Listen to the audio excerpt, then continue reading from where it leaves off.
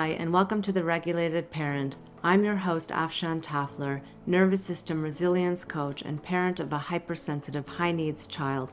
If you're raising a differently wired kid, especially a hypersensitive child with PDA, autism, ADHD, OCD, or other intense needs, this podcast is for you. Here we name the realities and extreme challenges of parenting a child whose nervous system experiences the world differently. You'll gain awareness of your nervous system, shift programming and conditioning that keeps you stuck, and finally find your power to be the calm, connected parent you want to be for your child. You're not alone. Let's begin. So welcome, listeners. Today I have a very, very special guest that I was just taken by when I first met her, and her name is Alma Galván. She's the founder of BrainWorks, and she is one of the very few people I've come across whose work speaks to both halves of what we carry as parents, what our kids need and what we need. So her story starts the way that a lot of ours do, okay? In 1996, both of her boys were diagnosed with severe autism, ADHD, and sensory disorder, and a doctor looked at her and told her to put her oldest son in an institution and move on with her life. Well, she didn't. And then she spent 7 years searching for something, anything that would actually help, which is a stretch of time I think that a lot of you will recognize in your own bones. What she eventually found was movement, specific, gentle, tiny movements that develop the lower centers of the brain, the pons and the midbrain, the parts responsible for automatic functions that most of us would never even think about, like regulating that fight or flight and filtering out distraction. So when those connections don't fully form, a child ends up living in a near constant state of survival, and everything we see on the outside, like the meltdowns, the overwhelm, the sensory storms, is actually downstream of that. And when Alma started using these movements with her boys, they improved more in a few months than in all 7 years combined. And then other parents started noticing and started asking her to work with their children. And that's how BrainWorks was born. So she spent more than 2 decades with it since, working with thousands of families, educators, and professionals around the world. And here's the part of her story that made me want her on the show even more. On December 9th, 2024, Alma had an aneurysm. She was sedated for 2 days and spent 21 days in the ICU. And while she was unconscious, with no conscious mind available to her at all, her body kept doing the movements, reflexively, instinctively, as though they've been woven into the fabric of who she is. Her neurosurgeon and doctors confirmed it. She believes wholeheartedly that the practices that she'd done daily for years played a vital role in her survival and recovery. So I cannot stop thinking about that, because so much of what we do as parents is reaching mid-meltdown, phone in hand, Googling, what do I do? What do I do right now? And Alma's story says something completely different, something I believe with my whole heart, that what carries you through the hardest moments isn't what you grab for in a crisis. It's what's already woven in by the time crisis arrives. So since her recovery, Alma has also built something new called Alma Integration. It's an integrative coaching practice focused on helping people return to what she calls their original blueprint, the calm, connected, wise essence that's still there underneath the survival patterns and the noise. So her 2 bodies of work now hold both directions at once: BrainWorks for the child's nervous system and Alma Integration for yours, which is exactly why I asked her to come on, because I don't want you to have to choose between getting help for your child and getting help for yourself, as if we have the energy for both. But that's the thing. Alma's whole life is the proof that they're not 2 separate projects, okay? They're the same one. So welcome, Alma. Thank you so much, being Alma. here. Thank you so much for glad having you're me. here. Your story is just an amazing one, and I can't wait to hear more. Thank you. Thank you so much for having me. So I'll get into the questions if that's okay. Yes. Okay, great. Okay, so in 1996, both your boys were diagnosed, and a doctor told you to put your oldest son in an institution. My heart goes out to you for that because that is not easy to hear, and told you to move on with your life.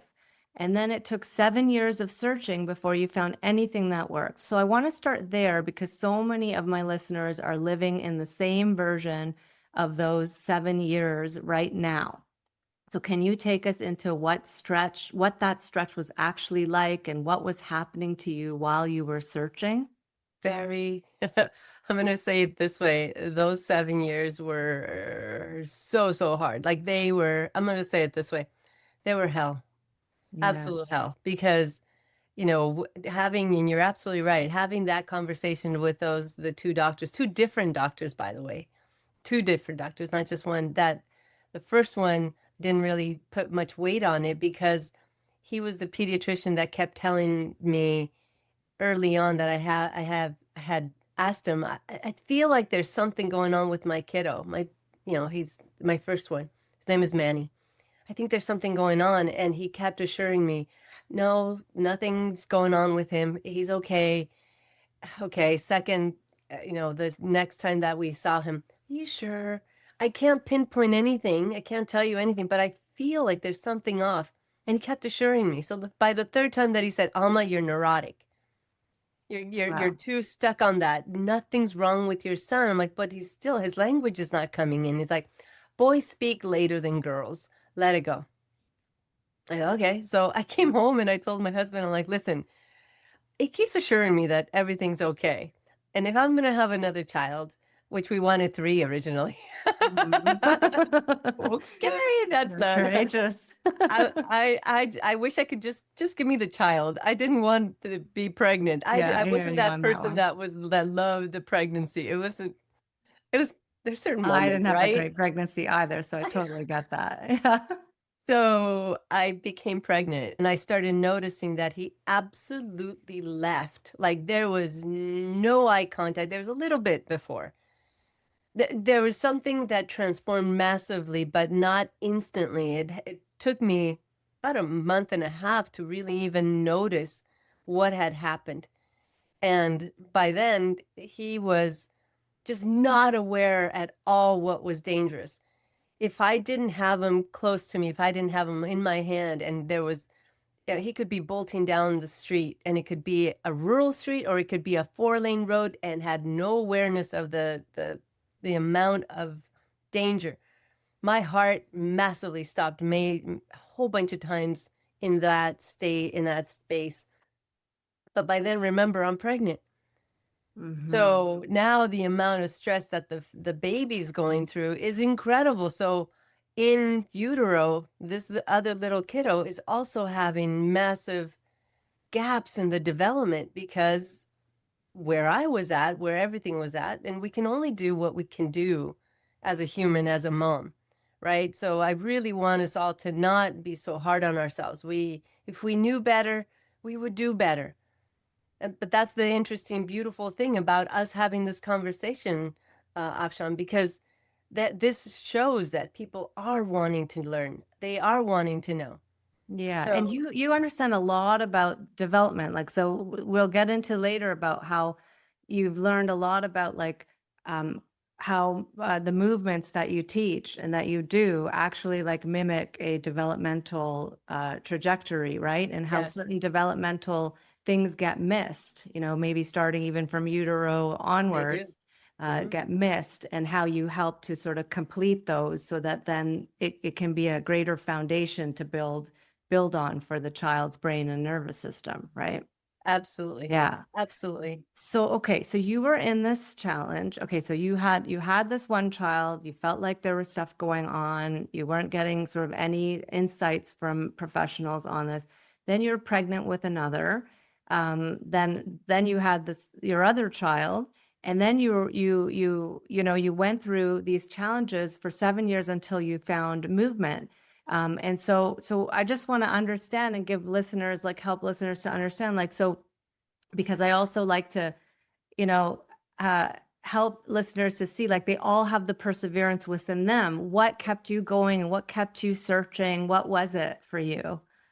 Looking back, I think it's a knowing inside me that there's something greater than me. And there was one moment at 1 o'clock in the morning after just bawling my eyes out that it's like, this isn't life. This can't be life. This is, Yeah. it just can't, and seeing my by then two kiddos that were struggling because, in trying to help my older one be able to find answers, my little one was in my arms, in a stroller, in a car seat. How much development did he have during that first year? None. Yeah. Very little. So he started exhibiting a lot of challenges himself. And so now I had two boys that both had significant challenges, that meltdowns could be up to 2 hours. It was actually a common occurrence in my home. 2 hours. I was like, oh my gosh, like, again, that moment at 1 o'clock in the morning where I'm like, this can't be life. And this very clear thought came in. And the only thing I can think of is like, there's a divine energy that then all of a sudden assists us. And it was very clear that it's like, wait, they're not yours. They came through you. And then I know it's going to sound really funny, but I'm like, oh, wait a minute. So they're not, they came through me. They're my sons. Yes, they are. But I didn't have a single decision on where the eyes went, where the mouth was, where their lungs were, where their heart was. So there's a different blueprint that somebody else has, this divine energy has, that I didn't know about. And so then I kept thinking, well, then there's got to be a way. Then you show me what to do. And that, that for the longest time, it's like, okay, that kind of ignited me to start going like, there's got to be a way, and show me. There, you have the blueprint. And so I started even more like just going at, I'm going to research. I'm going to, basically in my brain is that it's a researcher. And so in talking to as many people as I could, as because it was in the 90s, there's no Google, there's no internet. So I was just talking to everybody that I could, and all the programs that were geared towards kiddos with challenges, they weren't doing a thing for my kids. And there were certain things that started, I'm like, okay, I like that part. And I would utilize certain parts until about that 7-year mark where I came across a teacher. Wasn't even a teacher in my district. It was somebody else that somebody said, call this teacher. She's doing something and she may have an insight. And I'm like, okay, I guess she could just hang up on me. And this teacher started working with my son, with Adrian, my second son, not even with my first son, because my first son had more challenges than my second son.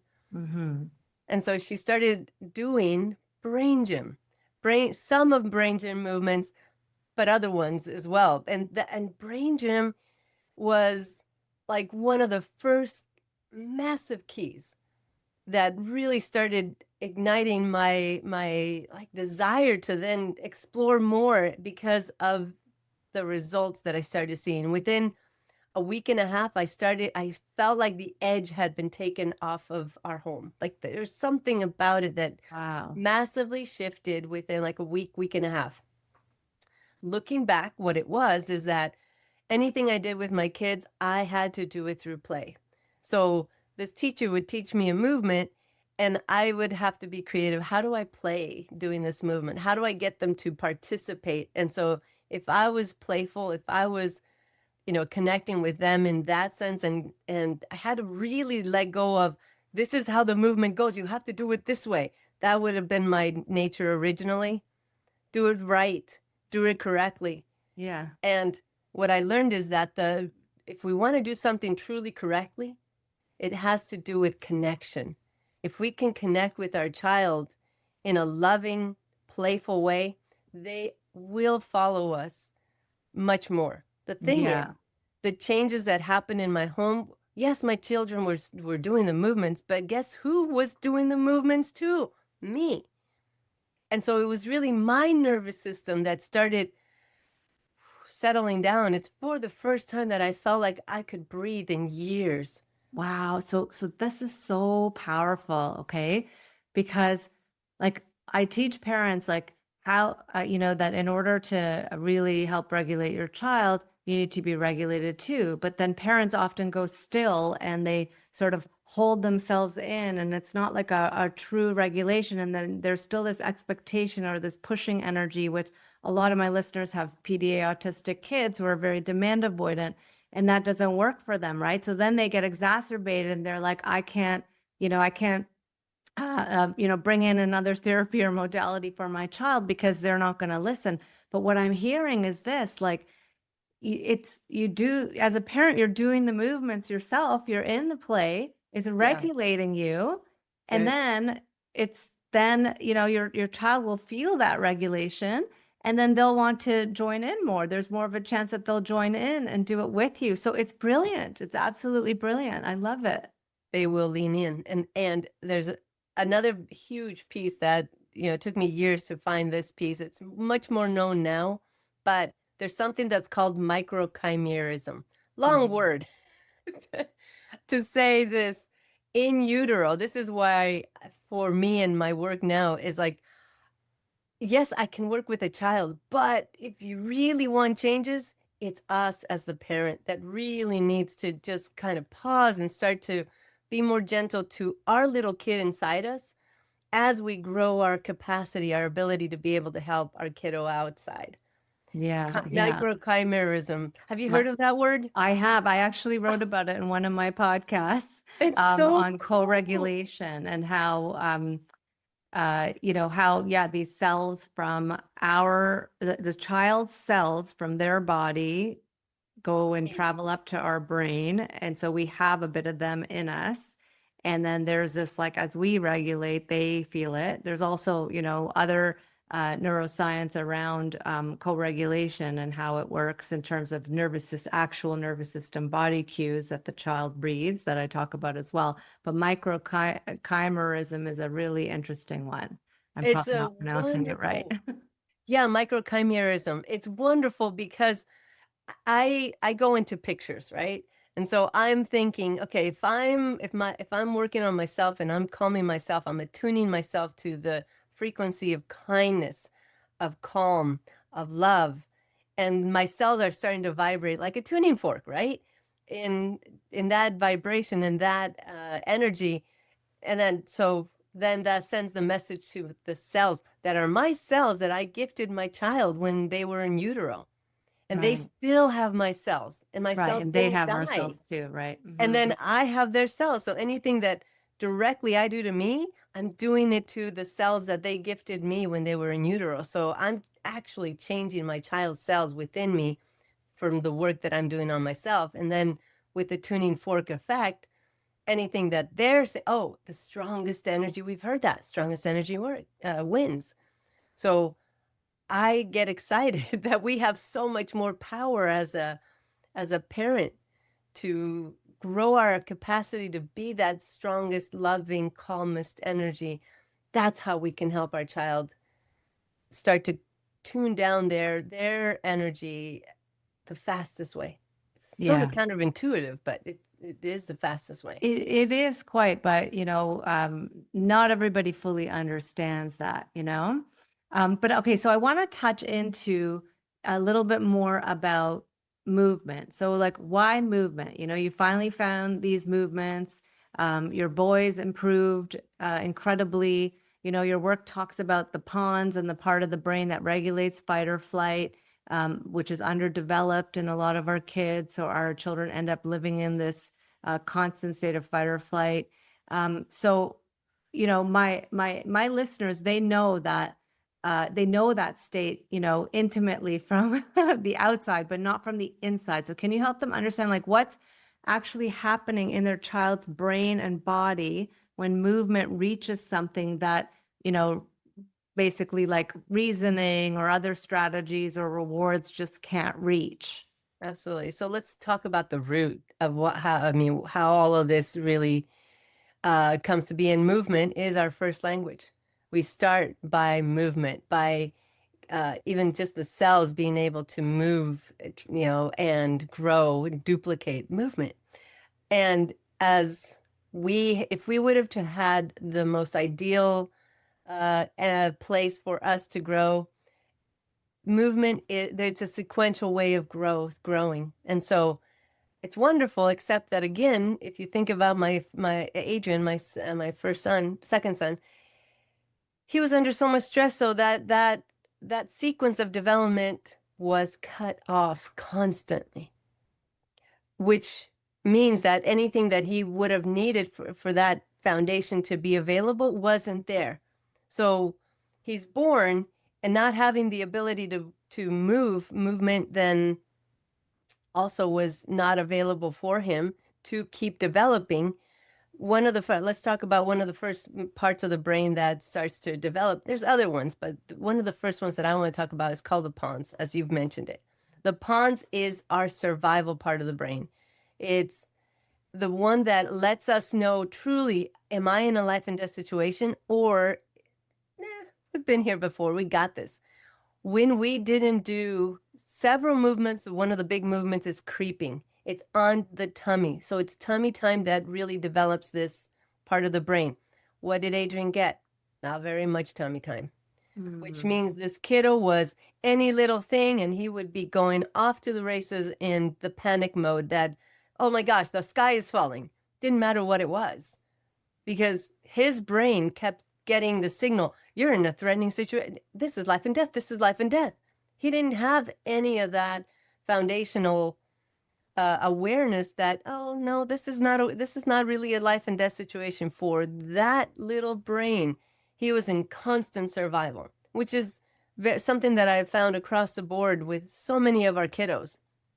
And actually sometimes even some of us, that, if we don't have enough development in the pons, then my brain is getting mixed signals. It's not mixed, it's getting the wrong signals. It's saying you are under threat. You better fight, you better flee, you better do something to survive.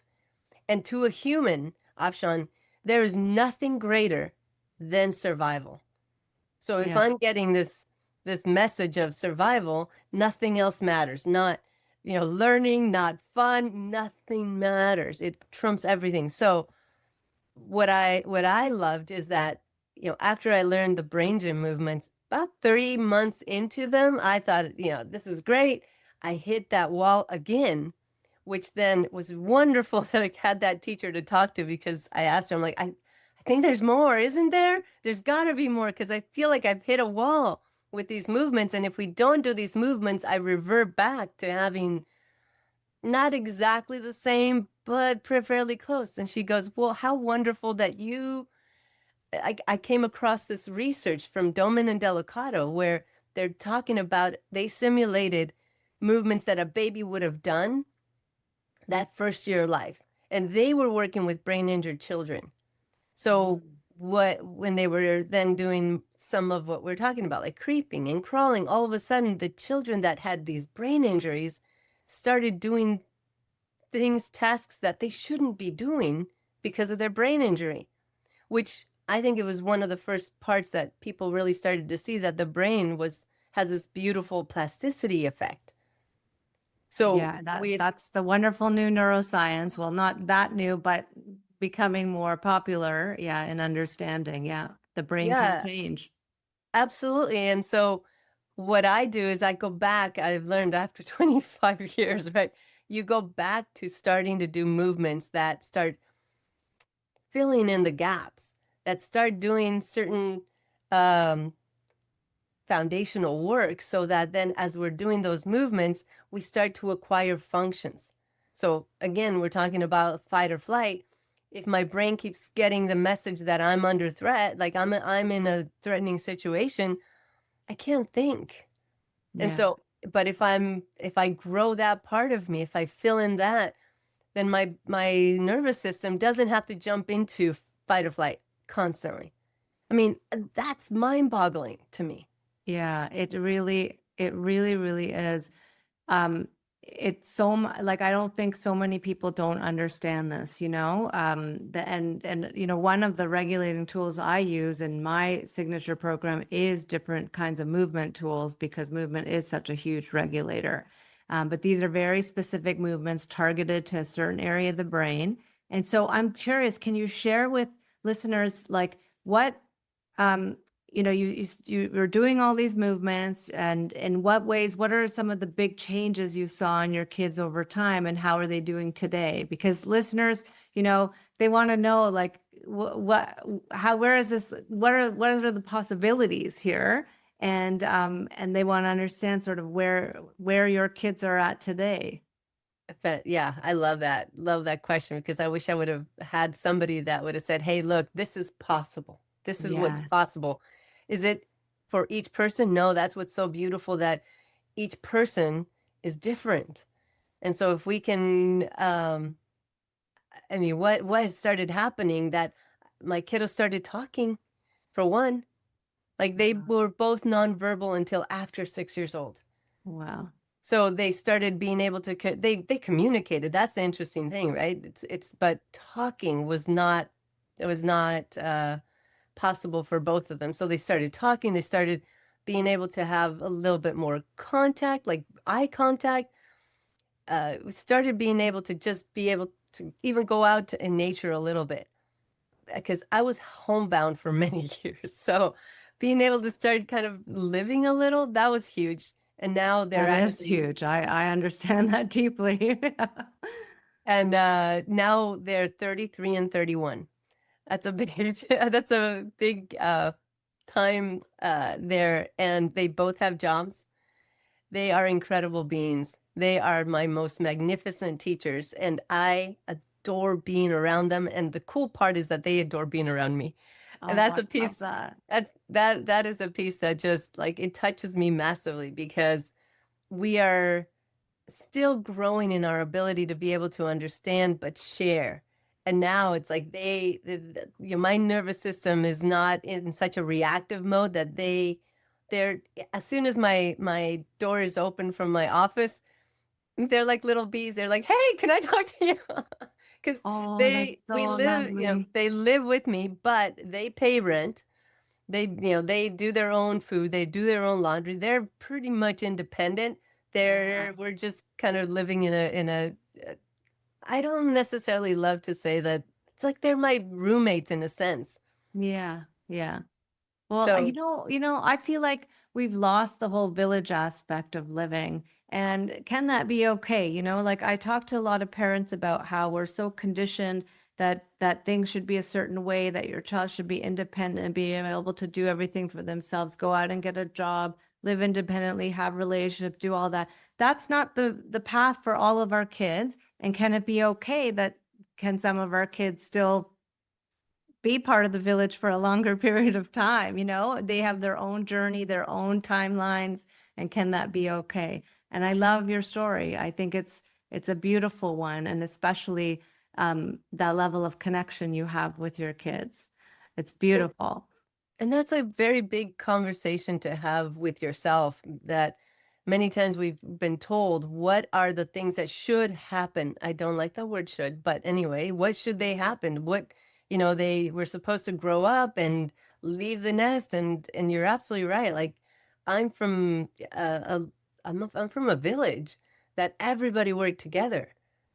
So growing up, I saw that community. And then I started seeing these challenges with my sons, I go, oh, they're not going to be able to be independent.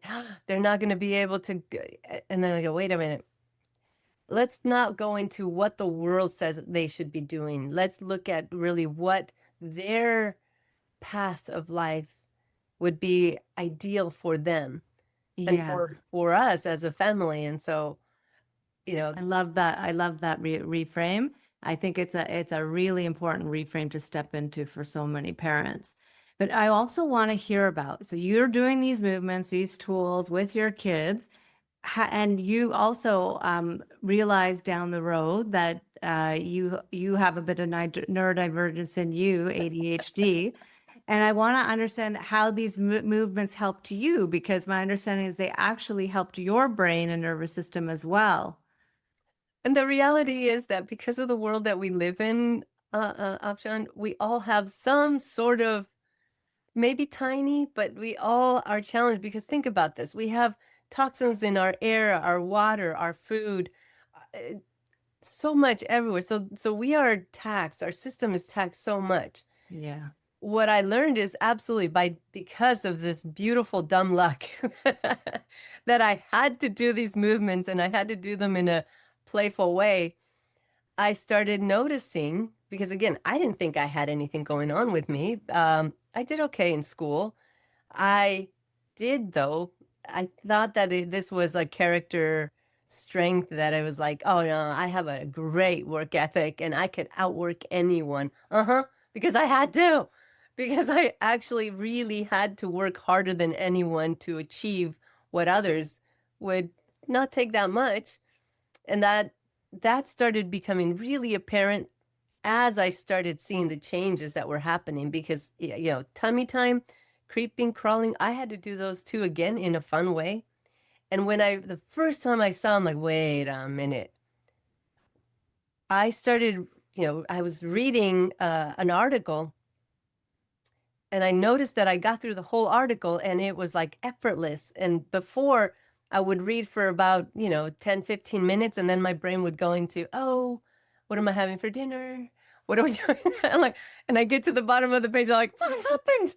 I have no idea what I read, because my I can relate. my eyes did not team. That's midbrain. That's crawling, by the way. So a lot of executive functions come in with crawling. I didn't get there yet. So there's creeping and crawling bring in a lot of functions. We're talking about crawling. Crawling has auditory processing, auditory discrimination, visual imagery, visual closure, shifting gears, a huge amount of the executive functions. So it's wonderful that we're trying to get, tools to help us be able to have better executive functions. But what I've learned is that when we go back and we start filling in, doing more crawling, it sounds very silly, right?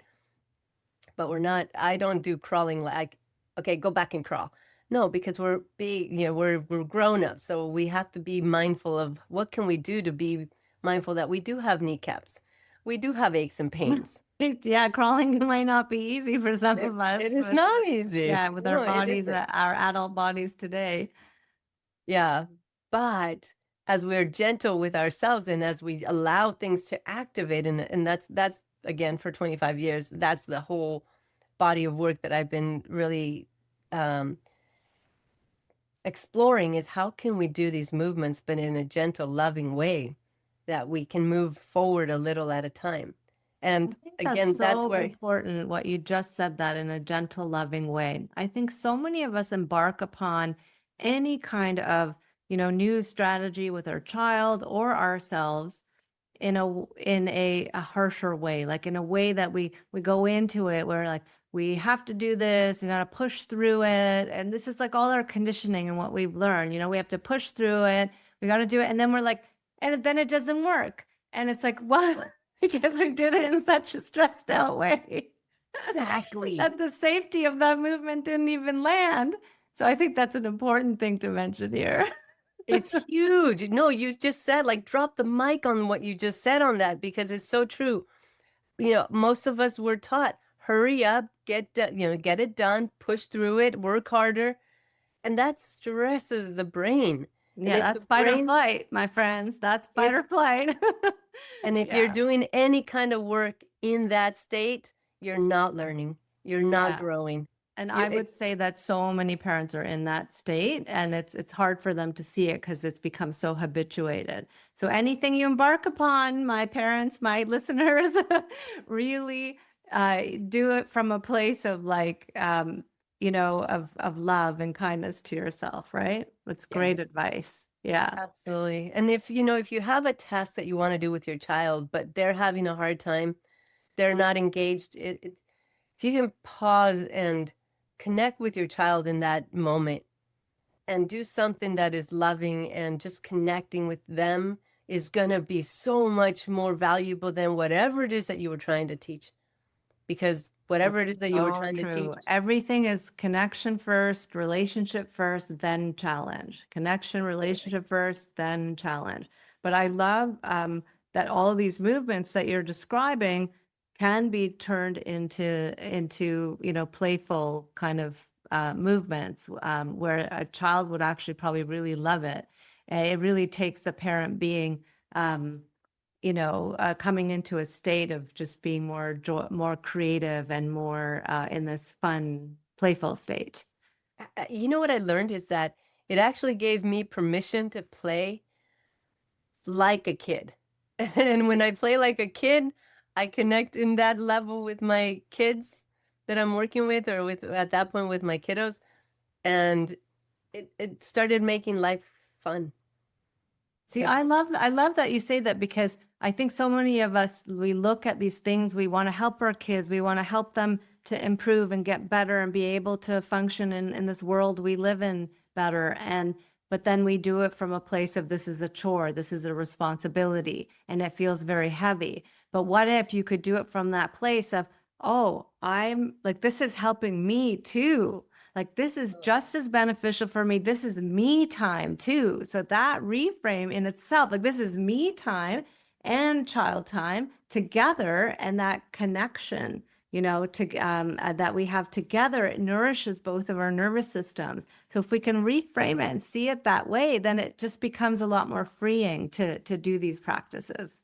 Freeing and productive. Yes. Beneficial to both. Absolutely. Yeah. And, so many of us, we were talking about that we're just pushing, right? Who taught us to be gentle with ourselves?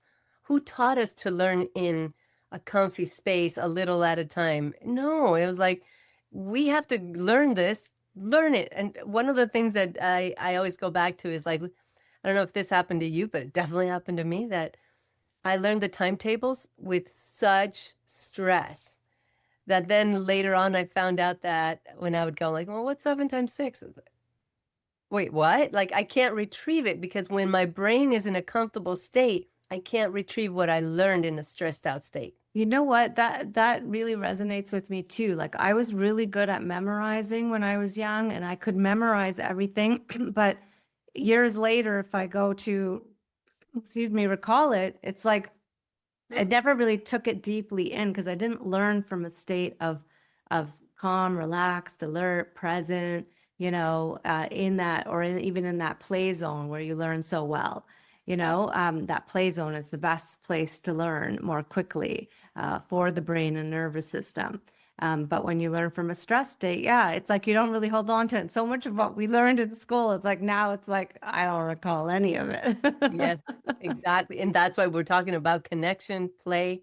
That will, in the long run, will go way, way further. Well, it sounds like it has for your kids, because of the connection you have with them now, They felt that, they remember that, and they come back to that over and over again. It's really peaceful. Absolutely. One of the things that I want to just share with parents is like, just keep connecting with them and looking, observe your kiddos. If you're doing something and they're leaning in, you're good. Keep going. If they're pulling away, or they're pushing, or they're having any kind of even slight meltdown, or just uncomfortable, it's like, ask yourself, okay, what's going on? How can I make the energy lighter? Because again, it's tropism. In tropism, if a cell feels like there's something yummy for it, they'll lean in. If they're not, it's like, pull away. I don't want anything to do with that. So our kiddos give us that information. Are they leaning in, or are they pulling away? That's a really good point to make, because it's really, reading their nervous system cues, essentially. Are they safe? They're leaning in. If they're not safe, they're moving away. So it's really about reading that versus your own inner agenda of trying to get through something, and let it be sort of a dance. Can it be the dance? Yeah, absolutely. So I want to get into then your another pivotal moment in your life, right? December 9th, 2024, right? The aneurysm. You were sedated, you were in the ICU for 21 days, and then you reflexively started doing these movements. Can you tell us more of that story and what happened? Yeah, I'm and also what you took from it. Like, what was the meaning that you took from it? So yeah. Oh, I blessed that day massively because as hard as it was, especially for my family, I really learned a lot from that. Not just that day, that year right after that was massive. Um, One of the things was that they really didn't even think it was a triple aneurysm, and it was up on the top left-hand side, close to the corpus callosum. So it's like on this area, and they did not think I was good. The paramedics did not think I was going to make it to the hospital. Uh, Wow. and luckily, though, that day I ended up being with some friends. Because usually on Mondays, it was a Monday morning, I'm I'm working in my office. And I find it very fascinating. I'm going to call it God. I'm going to call it divine energy that certain things were orchestrated and I was with friends. I think that if I would have been home, that would have been a completely different outcome because no one's around me. Yeah. So I found that fascinating. But when the paramedics got there, they really did not think I was going to make it to the hospital. And when I got to the hospital, the surgeon, as soon as they found out what it was, the surgeon was like, I don't think she's gonna make it out of surgery. And if she does, she's gonna have a lot of cognitive challenges because of what is going on. And so they sedated me. I was in an induced coma for 2 days to allow my brain to just kind of pause. And like you said, ICU for 21 days. But like about a week and a half after I came back, one of the surgeons comes in and she goes, we're not sure why, but your brain is recovering really fast. So we're going to go ahead and take out, they inserted a coil on the right side of my brain to monitor the brain activity. It's like, we're just going to go ahead and take it out, but we don't know why it's recovering the way that it's recovering. And my husband takes out his phone and goes to our BrainWorks website and he goes, do you think this might have something to do with it? So she looks at the phone and she goes, this is what you do. This is the work that you do. It's like, mm-hmm. She's like, well, that makes sense. Mm. And, the movements I teach, I still do every day. Like there's certain ones that I teach people that you need to find which are the ones that just settle your heart, your nervous system. And so there's certain ones that I do every single day. And some of those I was doing while I was unconscious. That's, my husband was able to Easy. share that. And he was blown away with it. He's like, it was so interesting, Alma. You just go right into that. And I'm like, is she okay? She's, um, Instincts, right? it's, Instincts. Like no yeah, higher thinking brain involved. Your instincts, because this was wired into you, just knew what you reflexive. needed to self-heal. And that's like, it's just incredible. Yeah. Yeah, absolutely. And, coming back into the world, I was actually released on, um, the New Year's Eve. So coming into 2025 was wonderful to be home. Little Oh, did I know, that was just like unheard of with what had just happened, that I would be home at the New Year. And wow. when they put staples where that other coil was taken out, and when I went back to the neurosurgeon to extract them, he was he didn't even say hello to me. He just like came into the room and he's like, you are so lucky. You have no idea how lucky you are. And I go, well, I know I'm lucky, but you tell me why you think I'm lucky. And he goes, if I would have seen your scans and would have known that you're over 50, I would have said, no way can she recover, not 100%. And, Wow. very fondly, one of my clients nicknamed me as I started doing, my regular work. She's like, nah, you're Alma 2.0. I So love it. So now we're into Alma 2.0. So tell us, like, for you, that was the sort of the pivotal point of Alma 2.0. So can you tell us more about what that is, and Alma integration, and also this word blueprint, how you're helping people to return to their original blueprint, and it's sort of like a second, second part of your business, your offering, your calling. what's funny, Asha, is that Alma integration started coming up more into my mind because Alma integration was my very first company I had. And so, because that's in a very simple way, my name is Alma and I help people integrate. I showed people how to integrate their nervous system, their brain, but it started coming And back Alma, into just tell everyone what Alma also means. Alma means soul. Soul. So So, soul integration, which is yeah. the path, that I'm on of self-realization and realizing who I truly am and allowing my true self to shine, which I call the soul. I don't impose those beliefs on other people, but many people and many of my listeners do share it. And so this is sort of this path you've been on, but now after this aneurysm, what changed? Well, I needed time for my brain to come back online in a gentle way, and so I pulled back a lot of the work that I was doing with BrainWorks. I had so many plans for 2025 that absolutely none of them happened. So sometimes we think that we're going a certain way, and there's a big detour that happens that goes, no, you're not going that way. And so in just allowing time for my brain to come back online, I started writing. And so I started writing, what are the things that I need to help my brain, to help my heart, my spirit come back to me in a sense. So I started writing, um, I call them thought streams. And thought streams are really meditations. It's a way of doing. So what do I need? What do I want to hear? I want to, and I would just write it and then I would record it and I would put gentle music behind it. And then that's what I would wake up to every single day. Wow. Uh, and those were the very first things that started coming in, just effortlessly. And then I have those on my website of Alma integration that people can uh, purchase for like a minuscule little price. But the other thing that started happening is that then I started writing songs.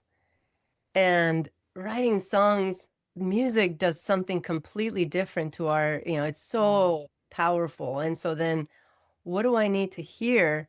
But now I can add music using a AI generator. So with an AI generator, so kudos to Suno, amazing AI generator. So I write my own lyrics, but then I just upload them exactly like that to Suno. And I was even able to, they have something that if you sing a cappella and then they verify that it is your voice, they make something that's pretty close to what you would sound like. And so there's certain songs that sound very close to how I sing, but they don't have the capacity to be able to sing. And anyway, so Yeah. writing those songs really started having a huge effect, not just on my nervous system, because I started, I would put the songs on, but then my sons would hear them, and then they would come with their little thumb drive. I was like, "Can I have that song?" Yeah. So again, it's like I wasn't pushing anything on them. I was just like, okay, I need to hear no pain, more gain on it. How can you do this a little at a time? Remind yourself. So it's a lot of what I needed to remind myself of. And as of beginning of this year, I started doing a YouTube channel that's called Alma Integration by Alma Galván YouTube, which are a huge amount of the songs that I've wrote because I feel like the songs that I've been writing are like little mini lessons. They're very layered. If you really listen to the lyrics, they're very layered to the topic. And so in a way, it's a way that we can help our brain take in the topics in a gentle, sweet, fun way. Yeah, I think music is such a nervous system regulator, and it can help us, take in things, go deeper. It can help us access our true self energy, our soul, and then, but putting it, putting meaningful words to it, right, helps it just go deeper. And I've listened to some of your music on YouTube. I love it, and there's the one song that's become a hit in our family, and my son absolutely loves it, is the one on grateful or gratitude. I think it was one of your earlier ones on your channel, and we just love that. That's a song we play over and over again in our household. I love that. That's the fun part about all of this, that with technology, we truly can share much more. And I was blown away this one time. I'll tell you what, one of the parts that just like blew me away with the songs, that this is where I do my meetings with my community. And I was coming in, and it was a Saturday morning, and my son is here, and he's like, "Hey, I'm almost done. I'm almost done." I'm like, "Okay." And I'm like, "What are you doing?" She's like, "I'm getting my music." Okay. And so I'm like, "I'm gonna go get some coffee." So I'm going over to get some my music. So anything I want to say to my kid, I can put in a song now, and he'll listen to me. Oh my God, that is brilliant. And there's nothing You that's know, like I've been using like social stories for Chat GPT, asking it to make me a graphic, to because indirectly, my son, everything indirectly for my son. I can't be so direct with him. His brain kind of shuts off and doesn't want anything direct. And that's, a lot of typical PDA. But so I was doing that, but he loves music. And when he hears music with certain words, he loves it. But that's brilliant. That is yes. absolutely brilliant. You can create music for your kids with Yeah, certain messaging that you want them to hear. and I'm also about to start offering this to people, that if they have something that they want to share with their child, not in a necessarily at the very beginning, not in it's like, "Oh, here, I'm going to give it to you," but that they write, what would you wanted to say to your child in utero?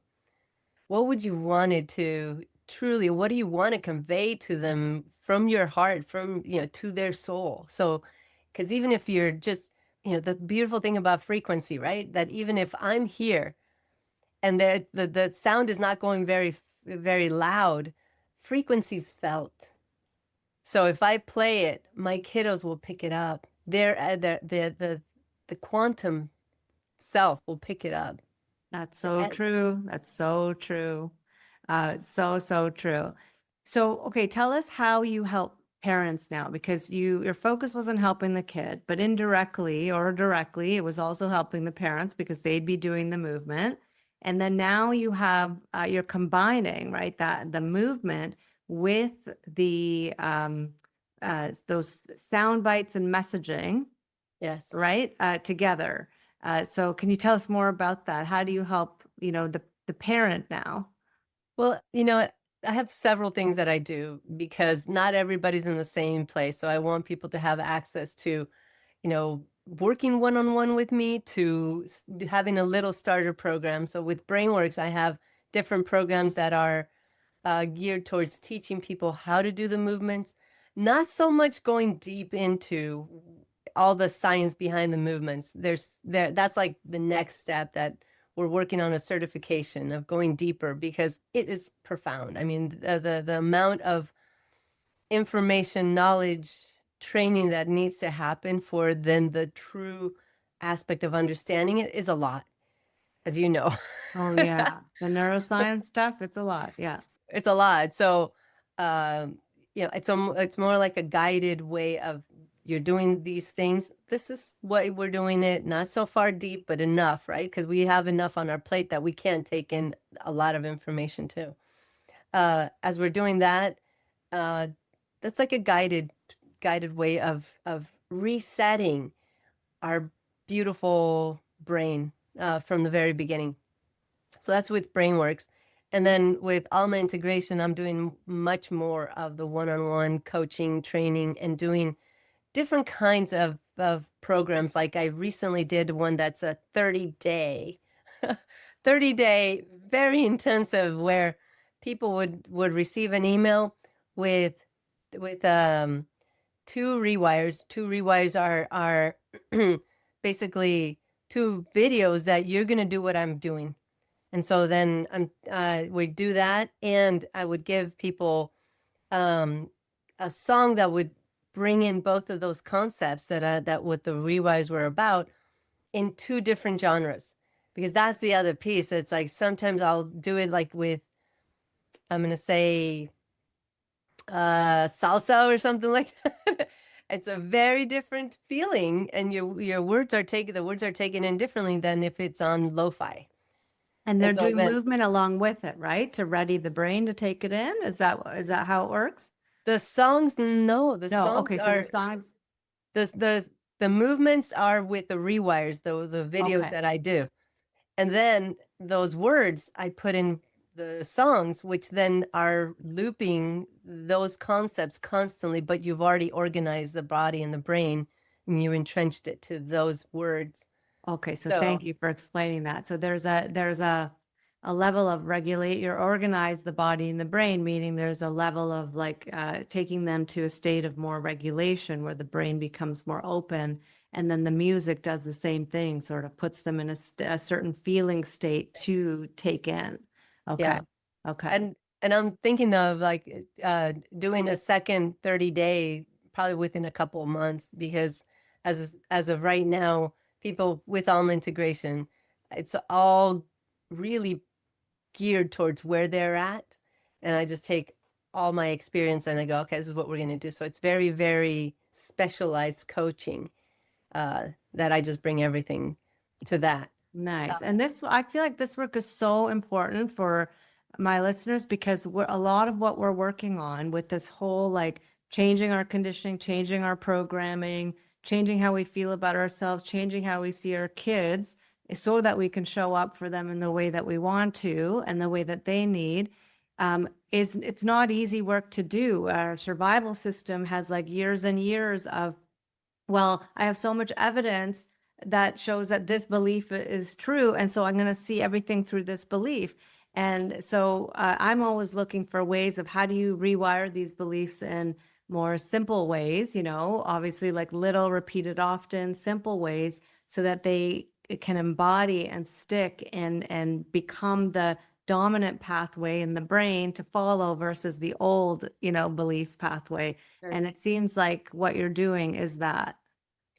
That's the most, that's my favorite part of my work, because early on I was so shy, Afshan, that it was like I don't want to talk to people. That's why I wanted to be a computer programmer. Because computers didn't talk back then. Yeah, much easier. Much Yeah. easier. But the belief systems are so powerful, and we have a lot of good ones, but we have a lot of challenging ones, Yeah. limiting ones. Lemon. And for sure, that's one of the ones that I've seen the biggest change in me, that it's given me the opportunity to really release a lot of those limiting ones, that I can just show up as me and be okay with it. Before it was like, I can turn into something else that I'll be accepted by you. I don't want to do that anymore. I don't do that anymore. Yeah, And that nice. has a lot to do with the limiting beliefs that I've been able to release. Am I done? Oh no, that's the most beautiful part about this. We're always getting better and better. And Yeah, and I think that journey of, really rewiring the conditioned, programmed nervous system can take many, many years. Yeah, and it so that, can, it and can, it's a life's journey. It's a life 100%. journey, but it can get a lot better where you get to a point where like you're not living in survival, but there's still things that come up. Yeah. And what I've learned is that it took me a long time to figure this piece out, Afshan, that many times I would deal with some emotional, I'm going to call it a trigger, a snag that would happen. And then that same concept would come around and I'm like, but I thought I already dealt with that. It's like, wait, I already took care of that. I already learned that. No, what I've learned is that we actually grow in spiral. We learn in spiral. So let's say that here, whatever happened snagged me with a feeling of I'm not heard. And I deal with it with however I do. And then I'm growing around and I'm just making like a little spiral aspect of it. I'm going to come around to the same spot that something may be triggered that has to do, that feels like I'm not heard, but it's not going to be exactly the same. And now I have an opportunity to deepen that awareness of I'm heard, grow, learn it from a different angle, a different place, more profound. So it's never the same, but it may feel, if we're not aware, It may feel like we're like back in the same place. It's not the same place.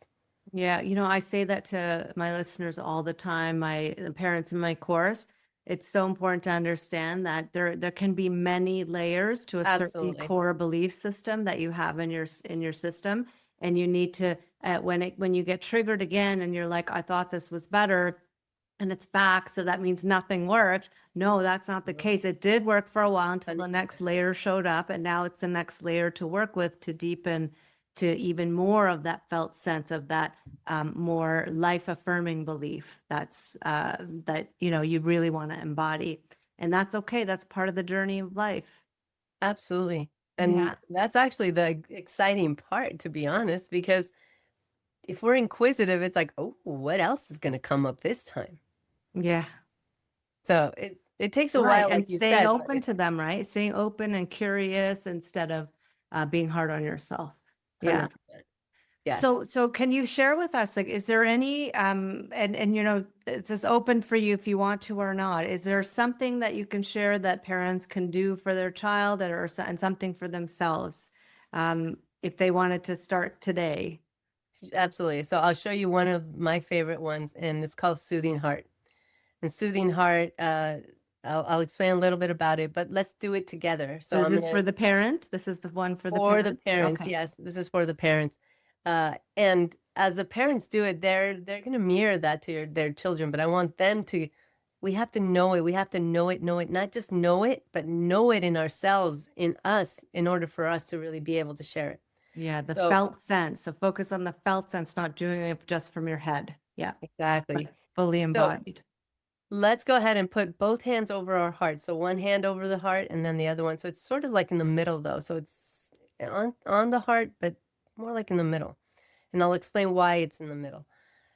And then what we're going to do is we're going to set an intention. And I really like the intention, Afshan, at the very beginning for parents to do that. Say, oh, I show up, I do my best, and I release the rest. Because that truly is what we can do at the very beginning, is to really be kind to ourselves, that we're doing the best we can. We're showing up. We're doing our best. We are showing up always. We are persevering. We never give up. We're showing up. Yeah. And so what we're going to do is we're going to take a breath. And when you exhale through your mouth and gently press on your heart as you exhale. We're going to do this 2 more breaths. So I show up, I do my best, and release the rest. Take a breath. So as you breathe in, you're saying it. Yeah. And then press on your heart and exhale through your mouth. If it feels good to you, change hands. If it doesn't, just keep your hands as they are. Take a breath. Press on your heart or hug your heart. I like to say hug your heart. I like that too. And let's do that one more time. I show up, I do my best, and release the rest. Take a breath. Hug your heart. Exhale through your mouth.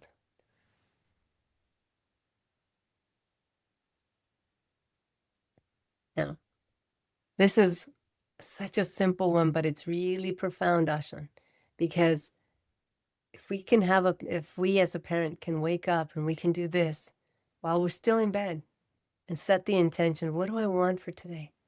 How do I want to show up? And then you also do that right before you're going to fall asleep, so that then you integrate a little. You start to change. Where are you going in your mind? What do you want? It could be as simple as, I am able to rest tonight. I can let go of today's challenges and go into reset. It doesn't really matter what the intention is. The combining it with this movement, it's really powerful. So I'm going to explain to you in like less than 2 minutes what this is, because this is really powerful. So as you are holding your heart, if you look at your hands, one side of your hands are on one side of your body, the other one is on the other side, which means you literally are activating both sides of your brain. And so both parts are being activated. When you take a breath and you have this intention running in your mind or out loud, and you press on your heart and exhale through your mouth, what we're doing, think of how many receptors you have just activated. So in each joint, we have little receptors. I like to call them little buttons. So if you think of these little buttons that you're activating, how many little buttons have you just activated, Afshan? Yeah, 10 or more. Oh, and for sure the ones in your hands, but what about your wrist, your elbows, your shoulders, your spine? I can feel it when I'm standing up. I can feel it all the way down to my legs. When I'm sitting down, I could feel it all the way down to my hips. Oh, yeah. When you press slightly and all that. Yeah, I can feel that too. Yeah. So this is really powerful because what we're doing as we're activating all these little buttons, all these receptors, they're sending a message to my brain saying, there I am, there I am. So the brain is able to start to relax a little more because it knows where all the body parts are. I can feel that already. Yeah. And anytime we pull or we push on these receptors or these little buttons, they allow us to be aware but calm us down at the same time. It's beautiful. Nice. The HeartMath Institute did research on this with Greg Braden about how when we connect with our heart for 3 minutes, we breathe and we bring a sense of gratitude. It ignites our immune system. It boosts our immune system for up to 6 hours. That's the science behind it. But what I've learned is that because we have, yes, we're doing that and we're integrating, we're calming our nervous system. But as we are saying that intention, I show up, I do my best and release the rest. In this state, it's actually activating an openness to our subconscious because we're crossing the midline. We're activating our body in such a way that it's opening up that subconscious. So whatever it is that we're saying, that literally is like rewriting a brand new belief inside your subconscious. That's what I have found that has been so crucial. So I utilize movement to help me organize and integrate my body and my brain together. And then what do I want more of? Nice. I want to be able, so, and that's why, like, what I have found is it's a very quick way, if you will. It's not quick, but it's like, the more that you what did that take us? Like less than 3 minutes. So you can do these little tiny 2 minutes, 3 minutes. Over time, it's like every time that you do it, it's like you're putting a seed in that subconscious. Imagine if you're in winter and you're putting a little seed. That's how you rewire, right? Repetition, little and often. That's how the nervous system rewires. Exactly. So I work with, I go, give me 3 minutes at a time, 3 minutes a day. Lots can happen. Beautiful practice. And it's those are the two greatest times to help rewire the brain. The first thing when you wake up and right before you go to sleep.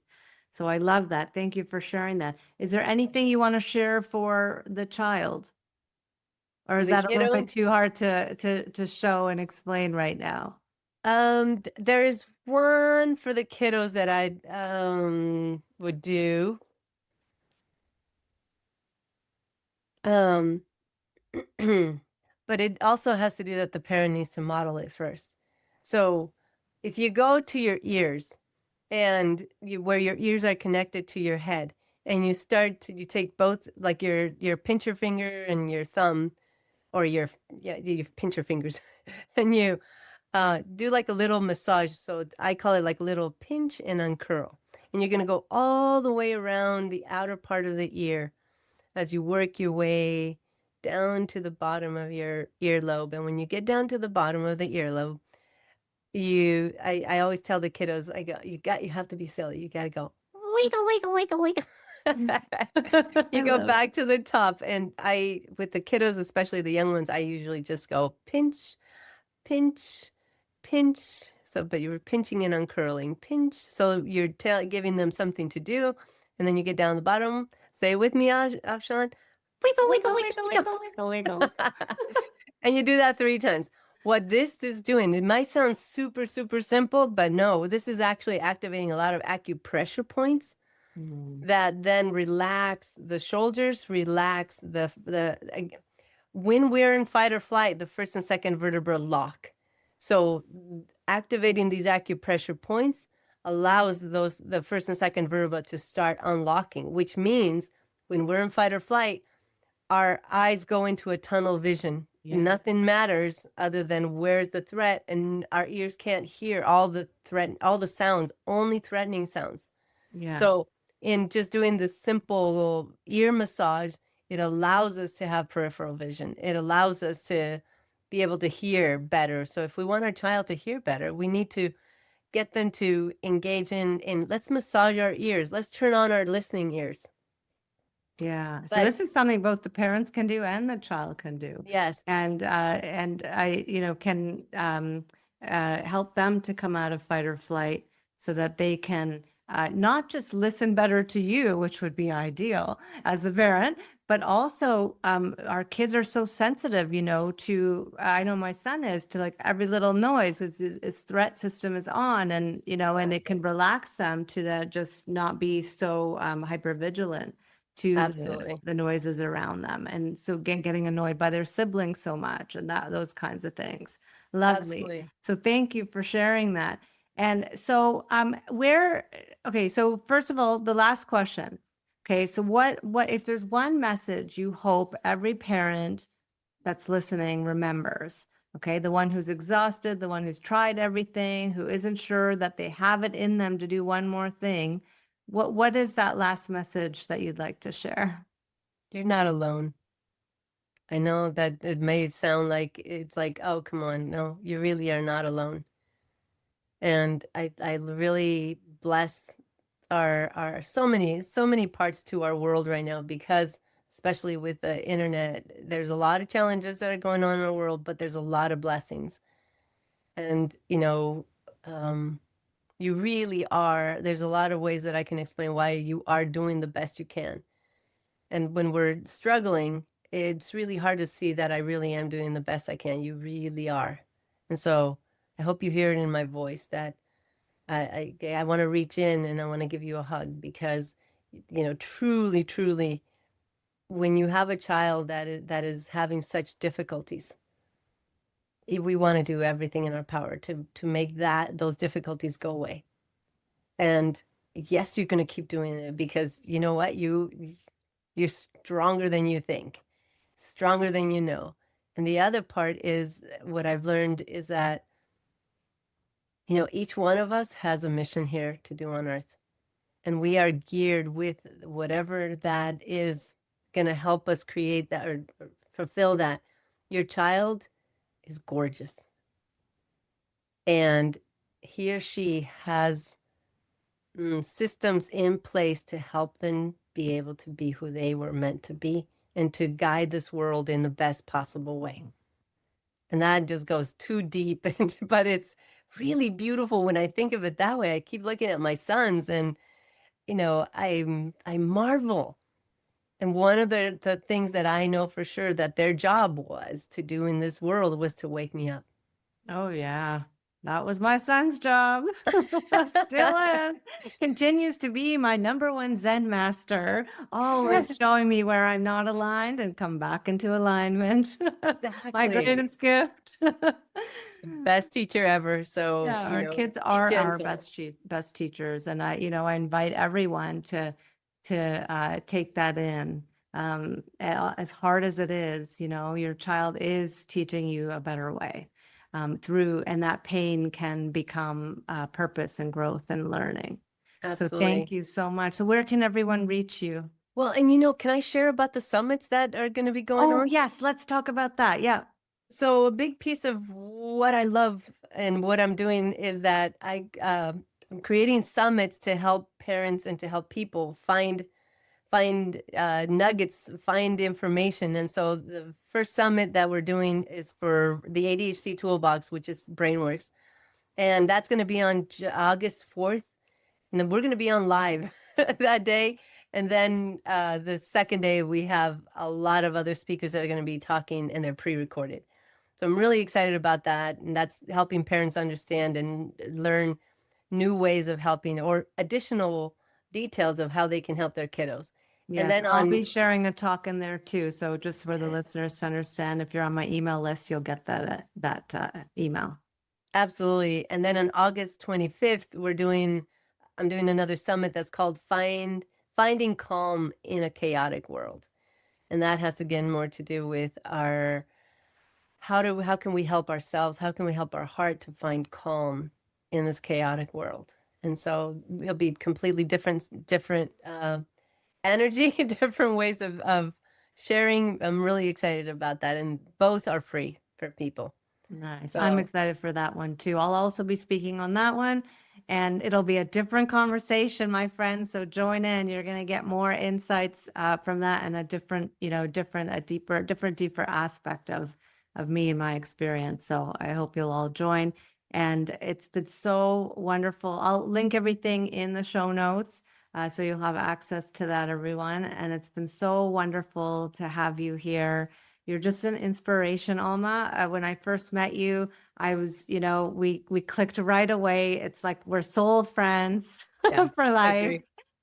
People who just get each other, been through, hard challenges, and we understand the bigger meaning, the deeper purpose to it all. And that's my hope for all the listeners, that you find your bigger meaning and deeper purpose to it all. And I think that the Alma Integration Summit will help you with that. Absolutely. Yeah. Thank you so much, Afshan. Thank you. Okay, take care. Thanks so much for listening to The Regulated Parent. If this episode helped you feel seen, understood, or a little less alone, please consider sharing it with another parent who might need it too. And if you'd like more nervous system insights and support, head to illuminateyou.ca, where you can download my free ebook and video series. Until next time, be gentle with yourself. You're doing brave and meaningful work.